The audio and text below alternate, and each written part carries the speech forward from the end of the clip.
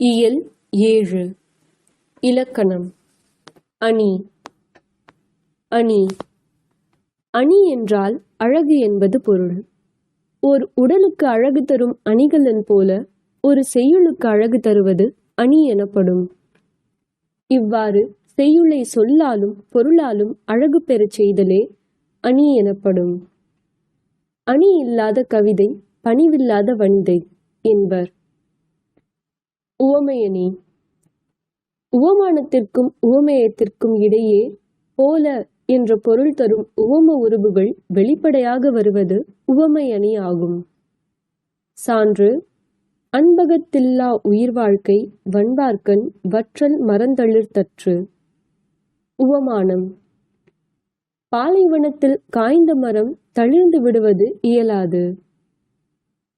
உவமேயம்: அன்பு இல்லாத வாழ்க்கை சிறக்காது. இதில் அற்று என்ற உவம உருபு வெளிப்படையாக வந்துள்ளது. எடுத்துக்காட்டு உவமையணி. உவமானத்தையும் உவமேயத்தையும் தனித்தனியே கூறி அதற்கிடையில் அதுபோல என்ற உவம உருபு மறைந்து வருவது எடுத்துக்காட்டு உவமையணி எனப்படும். சான்று: பகல் வெல்லும் கூகையை காக்கை இகல் வெல்லும் வேந்தற்கு வேண்டும் பொழுது. விளக்கம்: காக்கை தன்னை விட வலிமை மிகுந்த கோட்டானை பகலில் வென்றுவிடும்.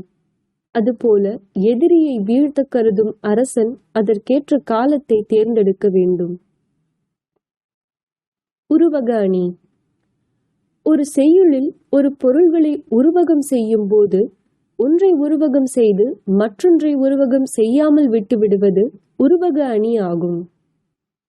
சான்று: பிறவி பெருங்கடல் நீந்துவர் நீந்தார் இறைவன் அடி சேராதார். இக்குறட்பாவில் பிறவி என்பது பெரிய கடலாக உருவகம் செய்யப்பெற்றது.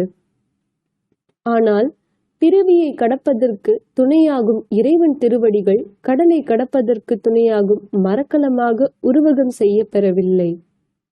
இவ்வாறு வருவது உருவக அணி ஆகும். வஞ்ச புகழ்ச்சி அணி. ஒன்றை புகழ்வது போல பழித்தலும் பழிப்பது போல புகழ்தலும் வஞ்ச புகழ்ச்சி அணி ஆகும். புகழ்வது போல பழித்தல். சான்று: தேவரணையர் கைவர் அவருந்தாம் மேவன செய்தொழுகலான்.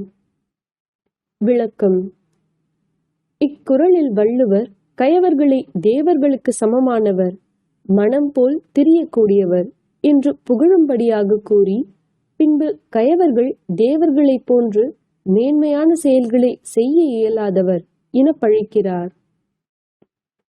பழிப்பது போல் புகழ்தல். சான்று: பாரி பாரி என்று பல ஏத்தி ஒருவர் புகழ்வர் சென்னா புலவர் பாரி ஒருவனுமல்லான் மாரியும் உண்டீன் துலகுறப்பதுவே.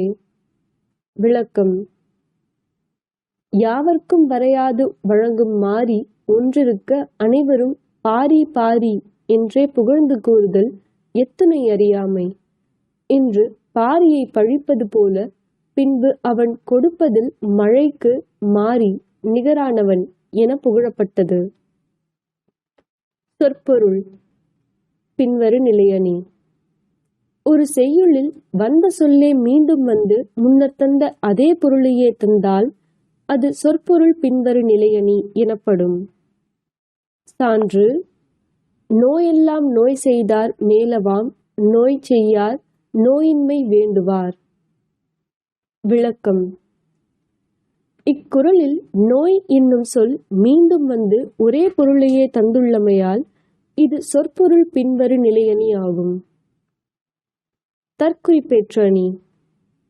இயல்பாக நிகழும் நிகழ்ச்சியில் கவிஞர் தம் கற்பனை கருத்தை ஏற்றி கூறுதல் தற்குறிப்பேற்ற அணி ஆகும். தன் கூட்டல் குறிப்பு கூட்டல் ஏற்றம் தற்குறிப்பேற்றம். சான்று: மயறு மலரின் நீங்கியான் செய்மாதவத்தின் வந்து செய்ய வளிருந்தாள் என்று செருமணி கொடிகள் என்னும் கைகளை நீட்டி அந்த கடிநகர் கமலச் செங்கண் ஐயனை ஒல்லை வாவும் ரழைப்பது போன்றதம்மா. விளக்கம்: மிதிலை நகரம் தன்னிடம் திருமகள் வளர்ந்து வருவதை குறிப்பாகச் சொல்ல அவளை திருமணம் செய்து கொள்ள ராமனை விரைந்து வருக என்று அழைப்பது போல தன் கொடிகளாகிய கைகளை நீட்டி அழைத்தது என்பது மேற்காணும் பாடலின் பொருளாகும். இயல்பாக கொடி அசைவதை ராமனை அழைக்கவே அவ்வாறு அசைந்தது என்று தன் குறிப்பை கொடியின் மீது ஏற்றி கூறியதால் இது தற்குறிப்பேற்ற அணியாகும்.